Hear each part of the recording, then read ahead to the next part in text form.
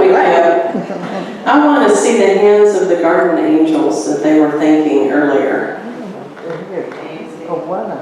Oh, but you guys did a great job. It was the first thing I noticed when I came in this morning.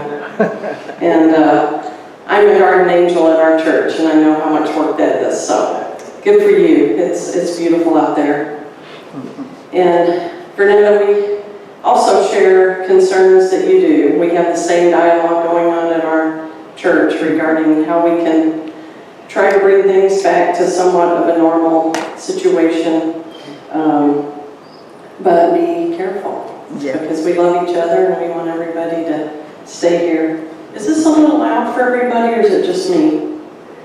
Testing? Fine. Are we good? Okay. So, I love divine order, because today's daily word, which I had not had an opportunity to read today, was actually the answer to the service. Charles's choice. Charles Fillmore, our co-founder, always chose joy.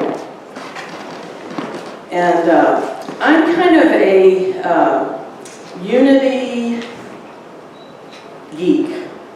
I love to go, when I'm at the village, I love to go to the archives and just ask them to pull, and they have these just huge, big containers full of letters that Charles and Myrtle wrote to people that they have somehow been able to save.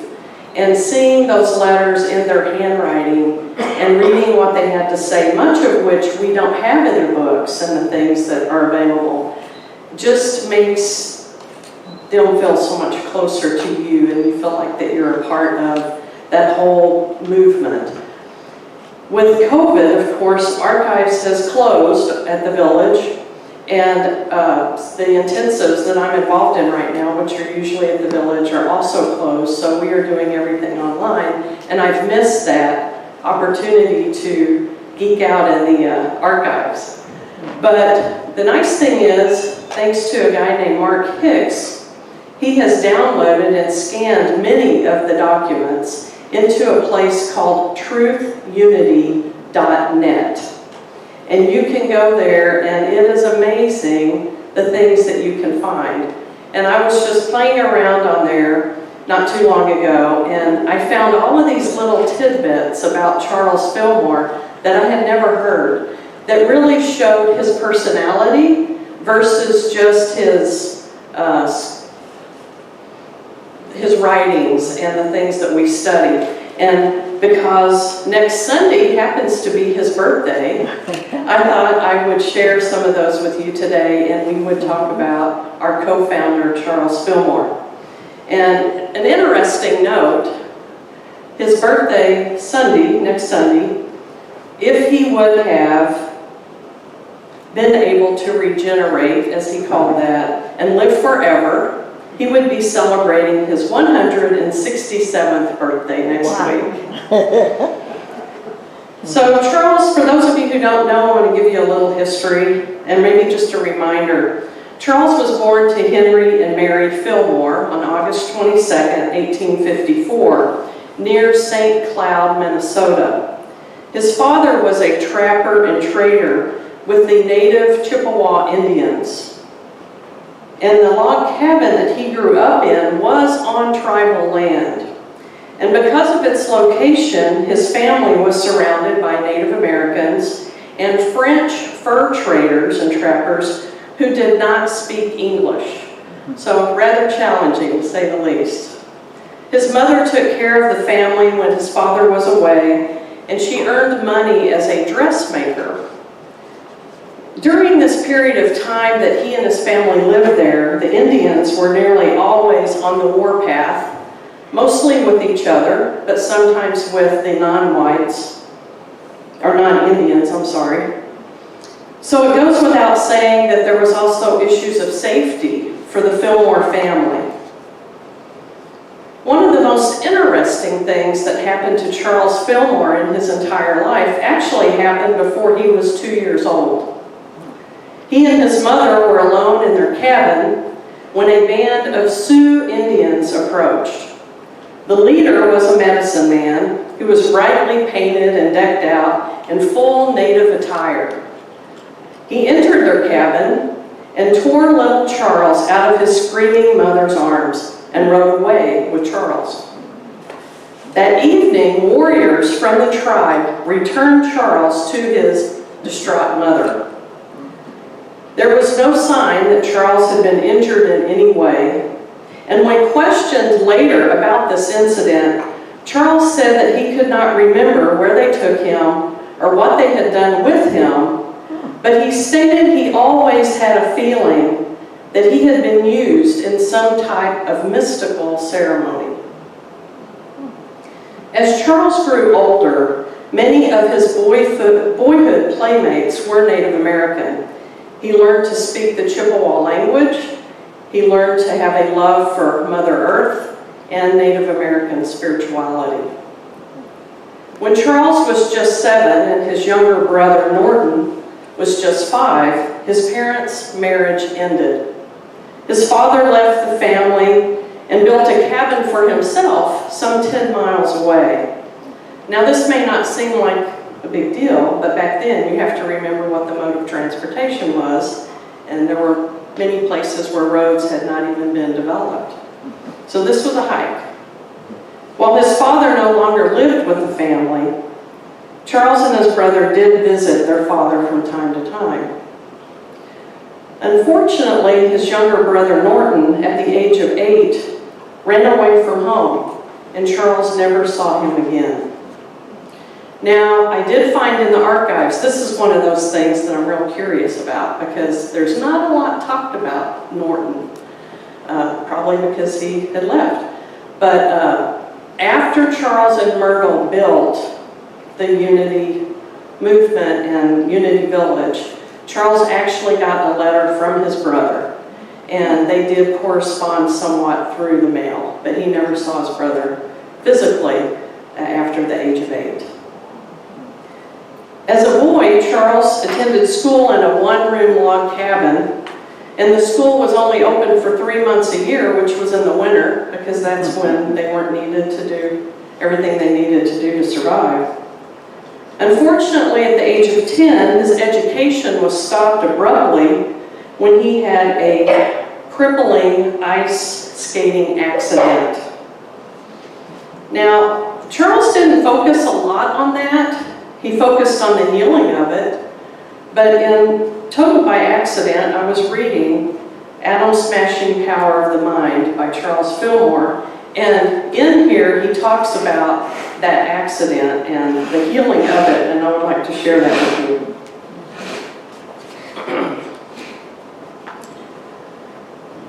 When a boy of 10, I was taken with what at first diagnosed as rheumatism, but developed into a very serious case of hip disease. I was in bed over a year, and from that time, an invalid in constant pain for 25 years, until I began the application of divine law. 2 very large abscesses developed at the head of the hip bone, which the doctors said would finally drain away my life. But I managed to get up and around on crutches with a 4-inch cork and steel extension on the right leg. The hip bone was out of the socket and stiff. The leg was shriveled and ceased to grow. The whole right side became involved. My right ear was deaf and my right eye was weak. From hip to knee, the flesh was glassy with little sensation. When I began applying the spiritual treatment, there was for a long time a slight response in the leg. But I did feel better, and I found that I began to hear with the right ear. Then gradually I noticed that I had more feeling in the leg. Then as the years went by, the ossified joint began to get limber, and the shrunken flesh filled out until the right leg was almost equal to the other. Then I discarded the cork and steel extension and wore an ordinary shoe with a double heel about an inch in height. Now the leg is almost as large as the other. The muscles are restored, and although the hip bone is not quite yet in the socket, I am certain that it will be soon, and I will be made perfectly whole. I am giving minute details of my healing because it would be considered a medical improbability. However, I have watched the restoration year after year as I have applied the power of thought, and I know it is under divine law. So I am satisfied here is proof of a law that the mind builds the body and can restore it.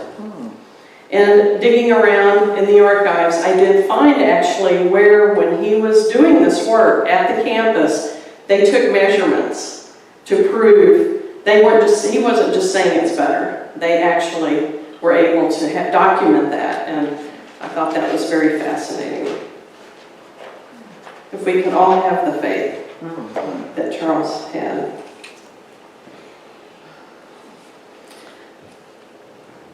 After his injury, Charles got most of his early education from a friend's mother. She was one of the few women at the time who actually had a college education and was homeschooling her son, and she allowed Charles to join them. Charles loved literature. Oh wait, I'm sorry, I need to back up a little bit. At the age of 19, Charles left home to find employment, and he ended up in Denison, Texas, where he found employment in the freight office of a railroad. And because he loved literature, that's where he met Myrtle at a poetry event that he had attended there in Denison. And of course, they would eventually marry, have 3 sons, and co-found Unity. Now, Charles was called Papa Charlie on the campus of Unity, and Myrtle was called Mama Myrtle. Because they treated everyone like family, and that's how the people who worked there and visited there and studied there felt about them. And there were so many things that I read in the archives about how they helped people, how they loved people, how they lived what they believed in love. But one story really stuck out to me, and I wanted to share it with you. This was a story that involved an African-American woman who came to study at the Unity Training School. She had run out of money before the term was over, and she heard that the Fillmores wanted to hire someone to pick berries on their farm. So she went over to apply for the job. When she got there, she was instructed to go out and bring in a large bowl full of berries for Charles Fillmore's dinner. Once the berries were gathered, Charles invited her to eat with him. Years later, the woman described the incident and said this, quote, "When dinner was served, Mr. Fillmore, like any caring father, served his daughter who was hungry, took a spoon and shared half of his dish of berries with me. Then, when I was about to leave, without asking, he gave me $20 to help me with my expenses and then drove me back to Kansas City." Now, this is noteworthy on a lot of levels. For one thing, this is a time where blacks and whites were not eating together. This was a time when at least Summit, there was a sundowner law that said you could not, if you were African American, you could not be on campus. So that's probably why he drove her back, for safety. And it was a time when $20 went a lot further than it does today.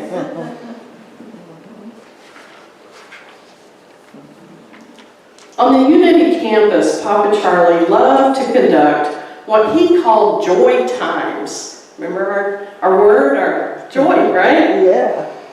He did this for the workers. And it was during these times he would tell the workers to stop what you're doing, and he would tell funny stories, and he would encourage them to tell theirs. He was a born storyteller, and he loved to inject humor into his lessons and everything that he did. Now, during one of his lessons, when he noticed that the audience wasn't really paying attention. He said this, quote, "I do not mind you looking at your watches, but when you look at them and you put them to your ear to see if they're working, that's too much." He loved to tell people how he knew that women were not going to be in heaven. In the archives, they said this was his favorite joke. Everybody has heard it. He knew this because in Revelation 8, the scripture says, quote, "There was silence in heaven for about a half an hour," unquote. Charles was not afraid to make himself the butt of jokes either. In fact, one time he shared something that he remembered about the first picture that he had taken for Unity. He said, quote, "It was back in the 1980s. There were about 6 workers in Unity at the time. The photographer was taking his time, fiddling around, so I went into the silence. I was sitting there with my eyes half closed when suddenly the photographer said that he's ready to take the picture and added, 'I wonder if the gentleman on the left,' referring to me, 'could look just a little more intelligent.'" Charles also mentioned that before he had this picture taken, he had decided to shave off his beard. When the Unity magazine was published with the picture, he made mention on the magazine, or in the magazine, that this was the first photo that he had ever had taken without his beard. One subscriber sent a letter to Charles and said, quote, "If cutting off your beard makes you look like that picture, I hope you'll grow it again."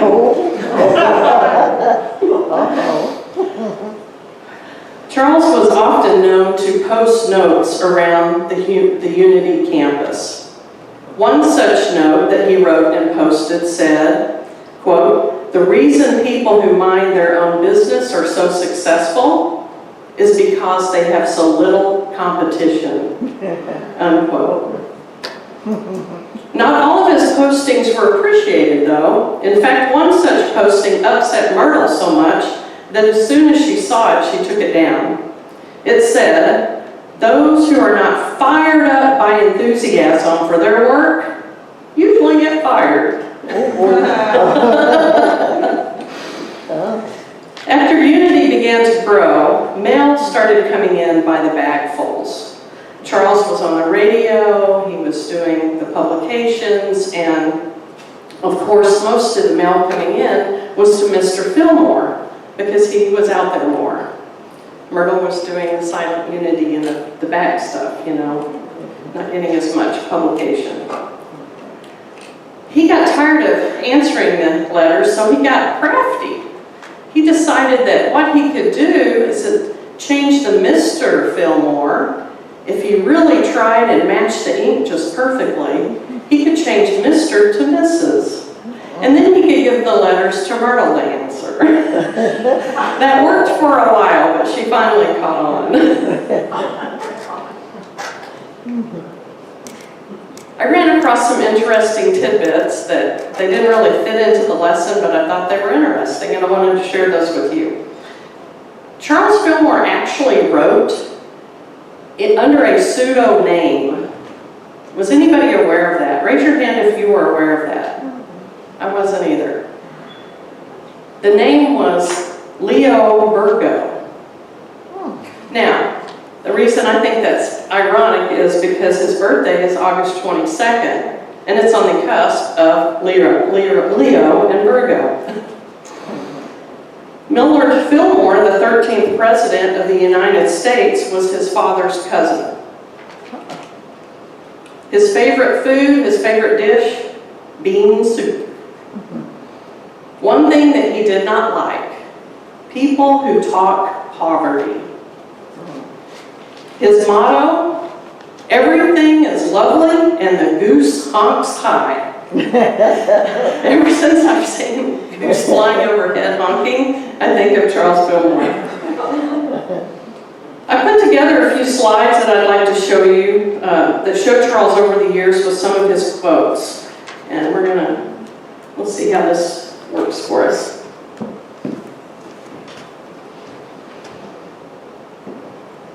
I found this picture when I was going through the archives. I'd never seen it before. He looks so dapper. I just had to show that. I'd never seen that picture of him. There's many others, but that was one I'd never seen. Here he is as a young man. One of his quotes, "All I see is opportunity." Here he is with the beard he shaved off. Guess he grew it back. "I have only two rules which I regard as principle of conduct. The first is to have no rules. The second is to be independent of the opinion of others." And pardon those little dots there, I'm not sure where they came from. Somewhere when we downloaded it, it kind of threw them off. "I have two rules which I regard as principle. First, no rules. Second, be independent of the opinion of others. I refuse to be anxious about tomorrow or even the next minute. I know that God does provide for the fulfillment of His divine idea, and I am that divine idea." Boy, we need to hear this, don't we, right now, with all the concerns that we struggle with from time to time. Another picture of Charles. "There is a mental cure guaranteed to cure every ill that flesh is heir to. Sit for a half an hour every night and mentally forgive everyone with whom you have any ill will." Wow. If you've been on the campus at Unity Village, you know there's a beautiful rose garden. That was one thing that they loved and built. "Every man is king in his own mental domain, and his subjects are his thoughts." This is Charles's office. There's a bust of him there on the top of the desk. You can still go in there and see that today at the village. It's in the archive department. And if you notice, there's the fireplace there, and there he is sitting in front of the fireplace. There he is, probably manipulating some letters to have Myrtle answer. He got caught. He has that look. "The mind of the Spirit will guide you in perfect ways, even in the minute details of your life, if you let it do so." These were his boys, Royal, Rickert, and Lowell. This was Charles and Myrtle on their 50th wedding anniversary in 1931. Here's a picture of the family. To his right here is his mother, who, when he went to Texas and he got the money saved enough, he had his mother join him, and she was with him until the day she died. She was a huge part of the behind the scenes at Unity. She cooked all their meals, cared for the boys, and she and Charles had a very loving relationship throughout their entire lives. And Myrtle really loved her too. And I don't think it's any accident that Myrtle passed away just a few months after Charles's mother passed away.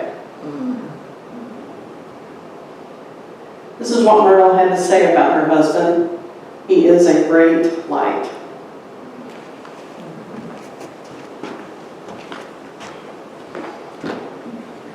So Charles Fillmore died in his home on July 5th, 1948, at the age of 92. I titled this lesson, "Charles's Choice," for a reason. We all have choices to make, don't we? Each day we can choose what kind of day we're going to have and how we want to show up to everybody else. Jesus said the kingdom of heaven is at hand. Each day at hand, in the here and now, we make the choice if we're going to have a heaven or a hell kind of day. When looking at the life of Charles Fillmore, it's very clear that the choice he made was to be full of joy, right? And to be a loving presence to those around him despite his past experiences. Here's a guy whose parents split when he's 7, whose brother disappears never to be seen again, who at the age of 10 is so seriously injured that he's an invalid and not even can get out of bed for over a year, then finally, with braces and crutches, can move and endures 25 years of pain. And I didn't even touch all of it. I mean, his son died young, they dealt with Myrtle's illness, they had numerous business and financial problems. The Depression, they're building a ministry during the Depression. But through it all, he made the decision he was going to have humor and joy and bring that energy to those around him. So, we're all struggling a little bit, right? This COVID thing changed our lives.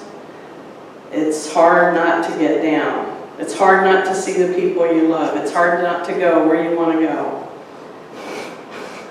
But we have such a rich history in our co-founder, and if we can take a minute to fall back on that Unity history and remember what it is, and that we can make the same choices that Charles did so many years ago.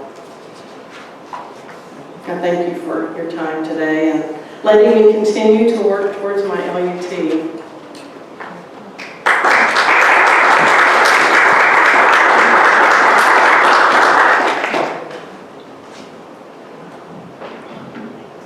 So let's just take a few minutes. You know, if Charles can go into silence when he's getting his picture made, I think we can handle it. So just take a few minutes, take a deep breath. However it is that you find that place where you just settle and you're able to tune out all the things that can be disturbing, the thoughts that continue to roll around in your head. Let those go. This is your minute. This is your minute to connect with Spirit, with our beautiful Unity history. Just take a deep breath and bring in all the love that is in this room. I can feel it when I stand here. And just breathe out anything that's weighing you down. God's got this. Let it go. Just take another couple of deep breaths and let yourself find your center, wherever that is. Knowing that nobody has the perfect method to meditation. It's okay. Just breathe.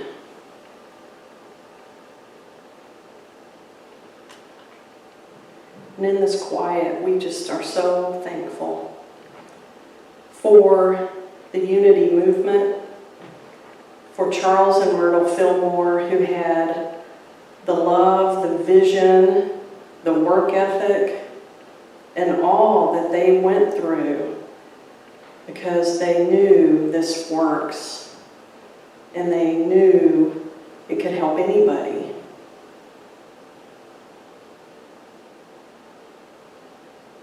We're so grateful that we have each other to lean on when we do come across those times that are just a little hard to bear by ourselves. But when we can, we know that everything is in divine order.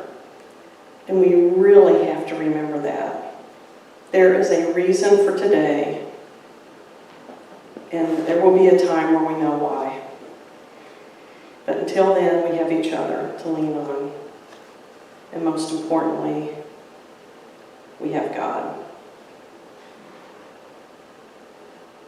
So I'm just going to ask you to take a couple of minutes to just enjoy that silent place that Charles often talked about. Listen to Spirit and see what message today is there for you.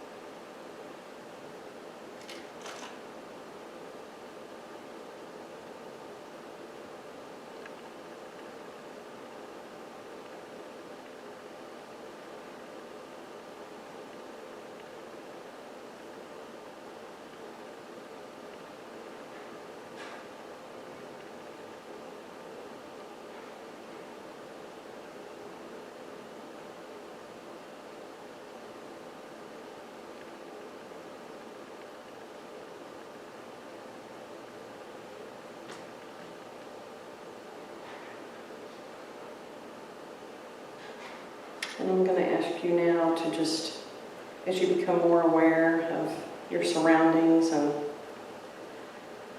where we're at here together, just remember that you can always go back to that place. That's where the connection is. That's where the flow is. When you're struggling, don't forget, the source is there to plug into at any time. And as we open our eyes and we become more aware of our surroundings, we're just so grateful for our health, our history, and all that we have here in this present moment. Amen.